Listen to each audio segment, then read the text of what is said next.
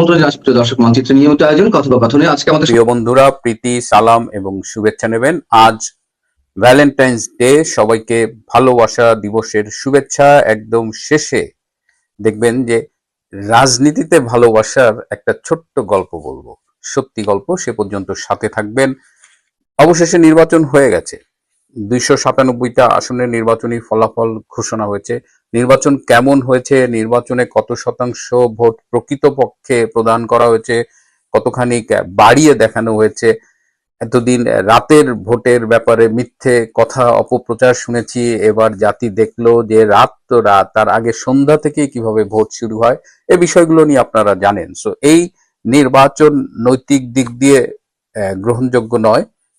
এই নির্বাচনের গুণগত মান কারচুপিতে পরিপূর্ণ, এটা নিয়ে কারো কোনো সন্দেহ আছে বলে মনে হয় না। এবং গণভোট, এমপি আসনে প্রদত্ত ভোট এর গোঁজামিল, সেটা আমি গতকালই বলেছি। সংখ্যাতত্ত্বের যে জটিল ধাঁধায় আটকে গেছে আমাদের নির্বাচন কমিশন। এবং একটা ছোট্ট তথ্য দিই, ইভেন ঢাকা গুলশানের যে আসন যেখানে তারেক রহমান বিজয়ী হয়েছেন, সেখানে মোট ভোট হলো 3,33,318টা এবং সেখানে প্রদত্ত ভোট দেখানো হয়েছে 1,40,999টা। সেখানে হ্যাঁ ভোট পেয়েছে 5,47,284। 3,33,000 ভোট, সেখানে ভোট পেয়েছে 5,47,000। ঢাকার একদম গুলশানের মতো একটা ইম্পর্টেন্ট এলাকায়। সো আপনারা বুঝতেই পারেন যে এই পরিসংখ্যান নিয়ে কি সমস্যা হয়েছে। এখন তারেক রহমানের নেতৃত্বে বিএনপি সরকার গঠন করবে, এটা নিয়ে কারো কোনো সন্দেহ থাকার কথা নয়। কে শপথ পড়াবে নির্বাচিত এমপিদের, এটি প্রথম প্রশ্ন। আমাদের বিশিষ্ট আইন বিশারদ, দুর্নীতিবাজ এবং চরম মিথ্যেবাদী এবং শিক্ষক নামের কলঙ্ক ডক্টর আসিফ নজরুল, তিনি কি সব ফর্মুলা বের করেছেন। একবার বলছেন যে প্রধান নির্বাচন কমিশনার শপথ পড়াবেন, একবার বলছেন প্রধান বিচারপতি শপথ পড়াবেন। কিন্তু যতদূর শেষ খবর পেয়েছি, শেষ সংসদের স্পিকার ডক্টর শিরিন চৌধুরী এবং ডেপুটি স্পিকার টুকু ভাইকে তাদের খোঁজ নেওয়া হচ্ছে।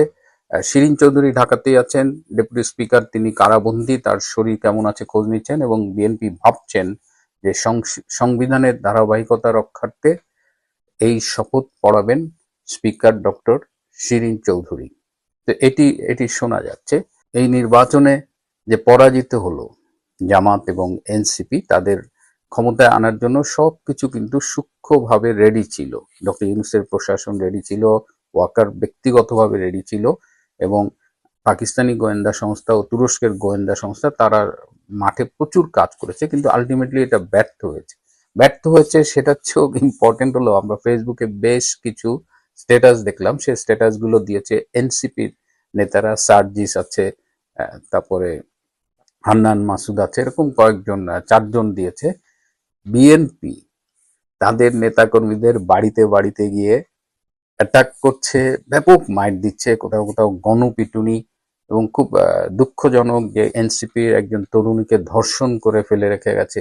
তো এই ধরনের অরাজকতা শুরু হয়ে গেছে এবং এগুলো অবশ্যই নিন্দনীয়। কে করছে সেটির চাইতে কথা হলো যে এগুলো কখনোই কাম্য নয়। কিন্তু যে ভাষায় এনসিপির নেতারা কান্নাকাটি করছেন, তারা এই মবের বিরুদ্ধে কথা বলছেন, তখন সেইখানে ট্রল হচ্ছে পুরো সামাজিক যোগাযোগ মাধ্যমে যে তোমাদের যারা মারছে তারা তো মব করছে না বাবা, তারা প্রেসার গ্রুপ। এই ডাস্টবিন শফিকের সেই বিখ্যাত উক্তি যে এটা মব সন্ত্রাস না, প্রেসার গ্রুপ। এখন সেই প্রেসার গ্রুপের হিট টের পাচ্ছে এই সার্জিসের বা এই এনসিপির তরুণ নেতারা। এদিকে আমাদের বিভিন্ন জেলার প্রতিনিধিদের সাথে কথা বলে জেনেছি যে মানুষ নির্বাচনের ফল নিয়ে আনন্দিত বা বেদনার্ত হোক বা না হোক, সাধারণ মানুষের কিন্তু একটাই উচ্ছ্বাস, অবশেষে ওই ইউনূস নামের আপদটা বাংলাদেশ থেকে বিদায় হবে। এই খুশিতেই বাংলাদেশের সংখ্যাগরিষ্ঠ মানুষ আজ আনন্দিত। এখন এখানে আরেকটা খুব কনসার্ন আছে যে জামাত যে 68 আসনে জিতেছে এবং এনসিপি জিতেছে আরো কিছু, সব মিলিয়ে বোধহয় 75-76টা আসনে তারা জিতেছে। এর মধ্যে 24টা আসন কিন্তু ভারতের সাথে সীমান্ত এলাকা। এটা একটা নতুন করে উদ্বেগের জন্ম দিয়েছে। কারণ এই সীমান্তবর্তী এলাকার আসনে থেকে জামাত জঙ্গিদের নিয়ে ভারতের উপরে নতুন কোনো ঝুঁকি তৈরি করবে কিনা সেটা কিন্তু দেখার বিষয়। জামাত ইসলামী যে ৬৮টা আসন পেয়েছে, এটাও কিন্তু itself the number is alarming. কারণ আপনি যদি এই ধরনের উগ্রবাদী মৌলবাদী দলগুলোর রাজনৈতিক ধারা বিশ্লেষণ করেন, এরা কিন্তু এই ৫০-৬০টা আসন দিয়ে শুরু করে, মানে একটা পর্যায়ে গিয়ে পায় যেটা বাংলাদেশে অকল্পনীয়। এর আগে তারা সর্বোচ্চ পেয়েছিল ১৮টি আসন। তারপর থেকে কিন্তু বিএনপি যদি দেশ পরিচালনায় ব্যর্থ হয় এবং বিএনপি যদি মনে করে যে আওয়ামী লীগকে পলিটিক্যাল স্পেস দেবে না, তাহলে কিন্তু আগামী সংসদে জামাত ক্ষমতায় যাবে, এটা মোটামুটি চোখ বন্ধ করে বলা যায়। কারণ সেক্ষেত্রে বিএনপি ব্যর্থ হবে নানাবিধ কারণে। বিএনপির সামনে, তারেক রহমানের সামনে কি চ্যালেঞ্জ, এটা নিয়ে আমি আজকে নয় পরে কথা বলবো, কিন্তু এটা একটা খুব কনসার্ন যে বাংলাদেশে প্রথম ধাক্কায় জামাতের নিশ্চিত পরাজয় ঠেকিয়ে দিয়েছে কিন্তু বাংলাদেশের ভোটাররা। আমি খুব স্পেসিফিক্যালি বলি যে এই যে বিএনপির ভূমিধস বিজয়, অনেক আসনেই এই বিজয়ের পেছনে ভূমিকা রেখেছে সেখানকার আওয়ামী ভোটাররা। ১ মাস আগেও যখন আমি আমাদের তৃণমূলের আওয়ামী লীগ ভোটারদের সাথে কথা বলেছি যে তারা ভোট বর্জন করবে না, কেউ কেউ বলেছে লোকাল কারণে তাদের হয়তো ভোট দিতে যেতে হতে পারে, কিন্তু একটা বিষয়ে মোটামুটি সবাই বলতো যে ভাই, আর যাই করি যদি ভোট দিতে যাই বিএনপিকে কোনো অবস্থায় ভোট দিব না। কেন দেবেন না? কারণ বিএনপি গত ১৭ মাস ১৮ মাস যে অত্যাচার, নির্যাতন, মামলা, ধর্ষণ, চাঁদাবাজি করেছে, এই দলটিকে আর ভোট দেওয়া যায় না। এটা যখন তৃণমূল আপনাকে বলবে তখন আসলে আপনার আর তৃণমূলের কাছে কিছু বলার থাকে না। কিন্তু ঠিক ভোটের আগে আগে অনেক আসনেই তৃণমূল তার গত ১৭ মাসের নির্যাতন, কষ্ট, বেদনা এগুলোকে পাশে রেখে শুধুমাত্র জামাত ঠেকানোর জন্য অনেক আসনেই তারা বিএনপির প্রার্থীর পক্ষে কাজ করেছে বা অন্তত ভোট দিয়েছে। এটার মধ্য দিয়ে বাংলাদেশ কিন্তু এ যাত্রায় বড় রকমের একটা রক্ষা পেল। কারণ জামাতে ইসলাম ক্ষমতায় আসলে যেটা হবে, তারা ইরান স্টাইলের একটা আগ্রাসী সরকার পরিচালনা করার চেষ্টা করবে, নারীদের গৃহবন্দী করবে, বিকল্প সেনাবাহিনী তৈরি করবে, একদম একদম ইরান স্টাইলে। কিন্তু আমি সবসময় বলি যে জামাত ক্ষমতায় গেলে বাংলাদেশ না হবে ইরান, না হবে আফগানিস্তান। কারণ আফগানিস্তান তারা আসলে লড়াকু, তারা একটা, আপনি সেই আদর্শ সমর্থন না করলেও তারা একটা আদর্শের জন্য লড়াই করে। ইরানের কালচারাল, সোশ্যাল অনেক অ্যাচিভমেন্ট আছে, তাদের সায়েন্টিফিক অনেক ডেভেলপমেন্ট আছে, কিন্তু জামাতের এইসব নাই। জামাত সর্বোচ্চ বাংলাদেশটাকে একটা মিনি পাকিস্তানে রূপান্তরিত করতে পারে, আর সাথে ইরানের যে খারাপ দিকগুলো আছে সেগুলো অ্যাডাপ্ট করতে পারে। তো সেই জায়গা থেকে আওয়ামী লীগের এই যে আমি বলবো এক ধরনের ত্যাগ, হ্যাঁ, সেটিকে আমাদের অবশ্যই প্রশংসা করতে হবে। এখন বিএনপি কি করবে সেটা নিয়ে আমি পরে কথা বলবো।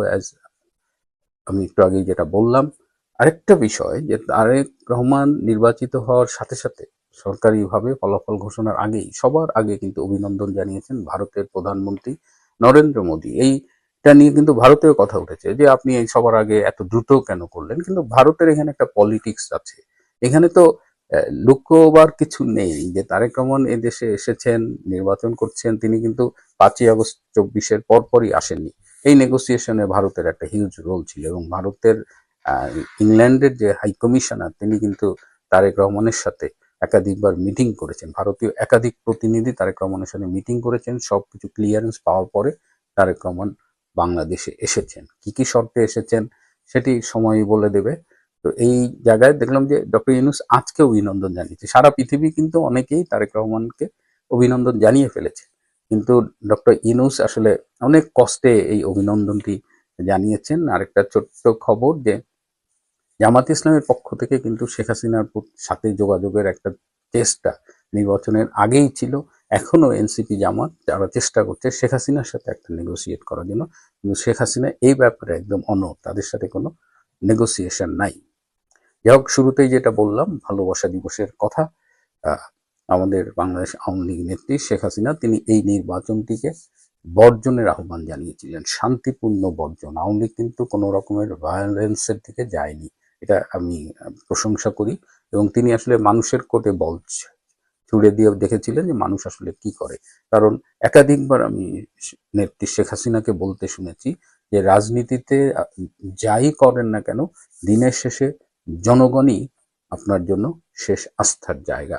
এই ভোটার টার্ন আউট দেখে আমি যেটা বলেছি যে 14 to 15% real voter turn out ছিল, সেটি জানার পরে শেখ হাসিনা একটি কথাই বলেছেন যেটা খুব হৃদয় ছুঁয়ে যায়, বাংলার মানুষ আমাকে এখনো ভালোবাসে। আজকের এই ভালোবাসা দিবসে জননেত্রী শেখ হাসিনা, আমাদের নেত্রী বঙ্গবন্ধু কন্যা, আপনাকে ভালোবাসা দিবসের শুভেচ্ছা। বাংলার মানুষের হৃদয়ের অন্তঃস্থল থেকে আপনাকে শুভেচ্ছা। ভোট এবং গণভোট দুই শেষ হয়েছে। দেশের মানুষ দেশের সবচেয়ে বড় এবং প্রধান রাজনৈতিক দলকে নির্বাচনের ব্যালটে দেখবে না বলে ভোট দিতেই যায়নি। সরকার নির্বাচন কমিশনকে দিয়ে ভোটার উপস্থিতি নানা কসরত করে 59% টেনে নিয়ে গেছে। কিন্তু ভোট বিষয়ে পরের ভিডিওতে কথা বলবো, আগে গণভোট নিয়ে কথা বলি। বহু চেষ্টা করেও দেশের মানুষকে দিয়ে ইউনূস হ্যাঁ বলাতে না পেরে এমন এক ভয়ঙ্কর কূটচালের আশ্রয় নিয়েছে যে তাতে মনে হতে পারে ইউনূসের শয়তানি এখনো বাকি আছে। বিএনপি 2/3 সংখ্যাগরিষ্ঠতা পেয়েছে বটে, কিন্তু আমরা আগেই বলেছিলাম যে এই গণভোট নিয়ে বিএনপির সঙ্গে ইউনূসের টানাপোড়েন শুরু হবেই হবে। আসুন এসব নিয়েই বিস্তারিত কথা বলি আজকে।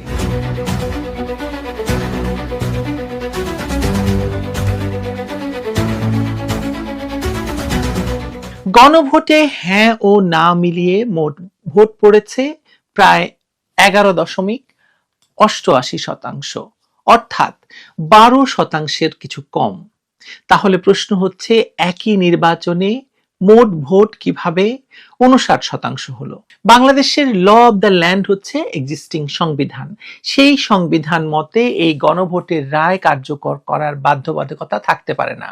নতুন সরকার এই বিষয়ে সর্বোচ্চ আদালতের মতামত চাইতে পারে এবং এই গণভোটের রায় সংসদ নির্বাচনের আউটকামের সঙ্গে কনফ্লিক্টিং। বর্তমান সংবিধান মতে 2/3 জনপ্রতিনিধি চাইলে সংবিধান সংশোধন করতে পারে। বিএনপি সেই সংখ্যাগরিষ্ঠতা পেয়ে গেছে।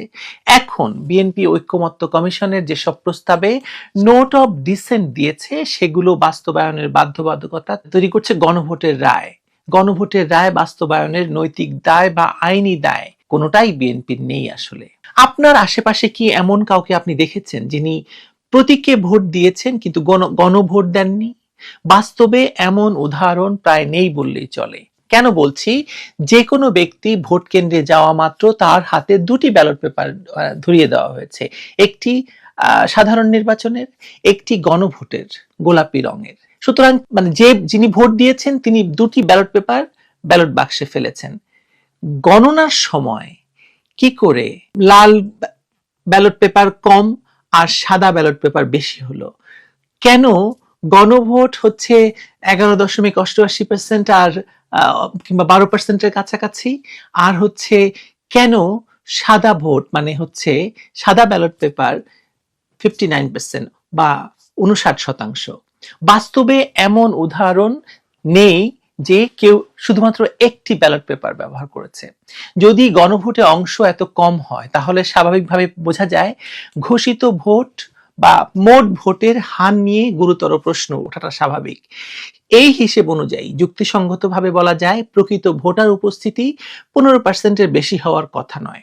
অতএব গণভোটের সংখ্যাই ইঙ্গিত দেয় যে দেশের বিপুল সংখ্যাগরিষ্ঠ মানুষ ভোট কেন্দ্রে যায়নি, অর্থাৎ উল্লেখযোগ্য অংশের নাগরিক এই প্রক্রিয়ায় অংশগ্রহণ থেকে বিরত ছিলেন। ডক্টর ইউনূস সরকার এবং তার নির্বাচন কমিশন যে জুলাই সনদ বাস্তবায়নের জন্য গণভোটের আয়োজন করেছিল তার ফলাফল বিশ্লেষণ করতে গিয়ে বেরিয়ে এসেছে ভয়াবহ জালিয়াতির চিত্র। একটি সুষ্ঠু গণতান্ত্রিক প্রক্রিয়ায় ব্যালট পেপারের সংখ্যা মোট ভোটারের সংখ্যার চেয়ে বেশি হওয়া অসম্ভব, কিন্তু এই তথাকথিত নির্বাচনে নির্বাচন কমিশন থেকে প্রকাশিত ফলাফলেই উঠে এসেছে হাস্যকর সব অসঙ্গতি। দ্য বিজনেস স্ট্যান্ডার্ড বা টিবিএস এর বিশ্লেষণে দেখা গেছে যে রাজশাহী 4 আসনে গণভোট কাস্ট হয়েছে 244.295%, যেখানে মোট ভোটার 3,19,909 জন। সেখানে ভোট কাস্ট দেখানো হয়েছে 7,81,523টি, অর্থাৎ মৃত মানুষ কিংবা গায়েবানা ভোটার তো বটেই, সম্ভবত ভিন গ্রহের কোনো প্রাণীরাও এসে এই আসনে ভোট দিয়ে গেছেন। এই আসনে জামায়াত ইসলামীর প্রার্থী নির্বাচিত হলেও গণভোটের এই ভুতুড়ে পরিসংখ্যান প্রমাণ করছে যে ফলাফল সাজাতে গিয়ে নির্বাচন কমিশন হিতাহিত জ্ঞান হারিয়ে ফেলেছিল। এখন এই ভিডিও যখন করছি তার একটু আগে নির্বাচন কমিশন এই ভুল নাকি শুধরেছেন, কিন্তু এই ভুল শুধু এক জায়গায় হয়েছে তা তো নয়, ভুল তো অনেক জায়গায় হয়েছে। নেত্রকোনার আসনগুলোতে দেখি আমরা, যদি নেত্রকোনা 3 আসনে মোট ভোটার 4,20,686 জন, অথচ সেখানে কেবল হ্যাঁ ভোটই দেখানো হয়েছে 5,02,438টি। মোট ভোটারের চেয়ে হ্যাঁ ভোটারের সংখ্যা বেশি হওয়ায় এই গণিত পৃথিবীর কোনো রাষ্ট্রবিজ্ঞানে নেই। আসলে না, আছে। কারণ আমরা জানি জেনারেল জিয়াও একটি গণভোট করেছিলেন, সেই সময়েও 110% বা 110% ভোট কাস্ট দেখানো হয়েছিল কোনো কোনো কেন্দ্রে। এটি কেবল জালিয়াতি নয়, একটি জাতির সঙ্গে এক ধরনের কৌতুক। নেত্রকোনা 4 ও 5 আসনে একই নাটক মঞ্চস্থ হয়েছে। এই পরিসংখ্যানগুলো প্রমাণ করে যে সরকার এবং নির্বাচন কমিশন ফলাফল নির্ধারণ করে রেখেছিল, কেবল সংখ্যা বসাতে গিয়ে তারা বড় ধরনের গরমিল করে ফেলেছে। যে কথা প্রোপাগান্ডা সচিব আগেই বলেছিলেন যে নির্বাচনের ফল প্রকাশ করতে এবার দেরি হতে পারে, কারণ এইসব সাজাতে হবে, তো অঙ্ক মেলাতে হবে, তো সমীকরণ তো মেলাতে হবে, না মেলালে এবং তড়িঘড়ি করতে গিয়ে নির্বাচনের পরদিন ফলাফল দিতে গিয়ে যা হবার তাই হয়েছে। নির্বাচন কমিশনের তথ্য মতে ত্রয়োদশ জাতীয় সংসদ নির্বাচন এবং গণভোটে মোট ভোটার ছিলেন 12,77,00,000-এর বেশি। ইসি দাবি করেছে বা নির্বাচন কমিশন দাবি করছে ভোট পড়েছে প্রায় 60.26% বা 59% আসলে সর্বশেষ দাবি করেছে। কিন্তু গণভোটের ফলাফলের দিকে তাকালে দেখা যায় এক বিশাল গর্ত। আসলে সরকারি হিসাবে হ্যাঁ ভোট পড়েছে প্রায় 4,80,00,000 এবং না ভোট পড়েছে 2,25,00,000।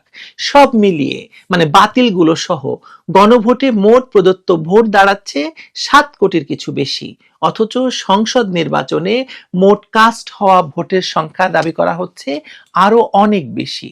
প্রশ্ন হলো, যারা এমপি নির্বাচনে ভোট দিতে গেলেন তারা কি গণভোটের ব্যালট হাতে পাননি, নাকি পেয়েও ভোট দেননি? কিন্তু এটা তো হওয়ার কথা যে যদি পেয়েও না দিয়ে থাকেন, ওই ব্যালট পেপার যাকে ইস্যু করা হয়েছে সেটি তো গোনার মধ্যে থাকতে হবে, তাই না? হ্যাঁ বা না পড়ুক, বা ওনারা বলবেন যে কোনটাতেই ভোট দেননি, ফাঁকা ছিল, সেটা তো বলবেন, তাও বলছেন না। বাস্তবতা হলো একজন ভোটার যখন বুথে ঢোকেন তিনি দুটি ব্যালটেই সিল মারেন। 59 বা 60% ভোট যদি এমপি নির্বাচনে কাস্ট হয়ে থাকে তবে গণভোটেও তার কাছাকাছি সংখ্যা থাকার কথা, কিন্তু এখানে প্রায় 4 কোটি ভোটের কোনো হদিস নেই। এই 4 কোটি ভোট তাহলে কোথায় গেল? এর একমাত্র ব্যাখ্যা হতে পারে প্রার্থীদের জেতানোর জন্য ব্যালট বাক্স মানে ভরার উৎসবে গণভোটের ব্যালটগুলোর কথা জাল ভোট প্রদানকারীরা ভুলে গিয়েছিল, অথবা এতটাই তাড়াহুড়ো করে সিল মারা হয়েছে যে 2 ব্যালটের সামঞ্জস্য রাখার প্রয়োজন কেউ বোধ করেনি। আমার বিশ্লেষণ বলছে প্রকৃত ভোট কাস্টিং 20% একটু বেশি হওয়ার কথা, বাকিটা পুরোটাই নির্বাচন কমিশনের টেবিল ওয়ার্ক। তর্কের খাতিরে যদি নির্বাচন কমিশনের এই বানোয়াট ফলাফলটি আমরা মেনেও নিই, তাহলে কি এই গণভোটের মাধ্যমে সংবিধান পরিবর্তনের ম্যান্ডেট পাওয়া যায়? উত্তর হচ্ছে না। প্রদত্ত ভোটের মধ্যে হ্যাঁ জয়যুক্ত হয়েছে ঠিকই, কিন্তু মোট ভোটারের অনুপাতে হ্যাঁ ভোট পড়েছে মাত্র 37.6%, অর্থাৎ দেশের 62.4% মানুষ এই জুলাই সনদ বা ইউনূস সরকারের এজেন্ডার পক্ষে রায় দেয়নি। আন্তর্জাতিক রাষ্ট্রবিজ্ঞানের নীতি অনুযায়ী 37% মানুষের সমর্থনে রাষ্ট্রের মৌলিক চরিত্র, সংবিধান বা আইন পরিবর্তন করা যায় না। উদাহরণস্বরূপ আমরা ইতালির রেফারেন্ডাম কার্যকর হতে মোট ভোটারের 50% সঙ্গে একজনের অংশগ্রহণ প্লাস একজনের অংশগ্রহণ বাধ্যতামূলক। আমি আরো কয়েকটা উদাহরণ দিতে পারি। ইংল্যান্ডে যেরকম যখন ব্রেক্সিট গণভোট হয়েছিল তখন 50%-এর বেশি মানুষকে ভোট দিতে হয়েছে ব্রেক্সিটের পক্ষে। হাঙ্গেরিতে 2016 সালের অভিবাসন বিরোধী গণভোটে 98% মানুষ সরকারের পক্ষে রায় দিয়েছিল, কিন্তু মোট ভোটার উপস্থিতি ছিল 44% বা 44%, তার মানে 50%-এর কম। ফলে সেই গণভোট বাতিল হয়ে যায়। স্কটল্যান্ডে 1979 সালে 51.6% মানুষ হ্যাঁ বলার পরেও মোট ভোটারের 40% সমর্থন না থাকায় স্কটল্যান্ড ইংল্যান্ড থেকে বা ইউকে যুক্তরাজ্য থেকে বেরিয়ে যাওয়াটা কার্যকর করতে পারেনি। সেখানে বাংলাদেশে মাত্র 37.6% মানুষ, যার অর্ধেকই আমার মনে হয় সম্ভবত জাল ভোট, মানুষের দোহাই দিয়ে গণতন্ত্র, ধর্মনিরপেক্ষতা এবং বাঙালি জাতীয়তাবাদের মতো মৌলিক বিষয়গুলো সংবিধান থেকে মুছে ফেলার চেষ্টাটা কতটা যৌক্তিক সে প্রশ্ন আপনাদের কাছে রাখছি। এটি স্পষ্ট যে এই গণভোটের মাধ্যমে অর্জিত তথাকথিত ম্যান্ডেট আসলে অন্তঃশ্বাস শূন্য। এত কারচুপি, 244% কাস্টিং এবং প্রশাসনিক চাপের পরেও দেশের গুরুত্বপূর্ণ কিছু জনপদে না ভোটের জয় প্রমাণ করে যে মানুষ এই চাপিয়ে দেওয়া সংস্কার মেনে নেয়নি। বিশেষ করে পার্বত্য চট্টগ্রামের 3টি আসন, খাগড়াছড়ি, রাঙামাটি, বান্দরবান এবং গোপালগঞ্জের 3টি আসনেই না ভোট বিপুল ব্যবধানে জয়ী হয়েছে। আওয়ামী লীগের দুর্গ হিসেবে পরিচিত গোপালগঞ্জে হ্যাঁ চেয়ে 3 গুণ বেশি না ভোট পড়েছে। এছাড়া ঝিনাইদহ, সুনামগঞ্জ এবং চট্টগ্রামের বেশ কিছু আসনে না জয়ী হয়েছে। এই 11টি আসনের মধ্যে 10টিতেই বিএনপির প্রার্থীরা জয়ী হয়েছেন। এটি ইঙ্গিত দেয় যে বিএনপির তৃণমূলের একটি বড় অংশ এই জুলাই সনদ বা ইউনুসীয় সংস্কারের বিপক্ষে অবস্থান নিয়েছে, যদিও দলটি প্রকাশ্যে নির্বাচনে অংশ নিয়ে হ্যাঁ ভোট দেওয়ার কথা বলেছিল। তার মানে হচ্ছে এই গণভোট এবং নির্বাচন এক নতুন রাজনৈতিক সংকটের জন্ম দিচ্ছে। একদিকে বিএনপি 2/3 সংখ্যাগরিষ্ঠতা নিয়ে সংসদে যাচ্ছে, অন্যদিকে একটি প্রশ্নবিদ্ধ গণভোটের রায় নিয়ে ডক্টর ইউনূস তার জুলাই সনদ বাস্তবায়নের চাপ তৈরি করতে চাইছেন। কিন্তু 244% ভোট কাস্টিং এর মতো হাস্যকর জালিয়াতি এবং অর্ধেকের বেশি মানুষের ভোট কেন্দ্রে না যাওয়া প্রমাণ করে ইউনূস সরকারের প্রতি জনগণের আস্থা ছিল না, আস্থা নেই। তারা ব্যালটে এমপি বেছে নিতে চাইলেও ইউনূসের সংস্কার এজেন্ডাকে নীরবে প্রত্যাখ্যান জানিয়েছে।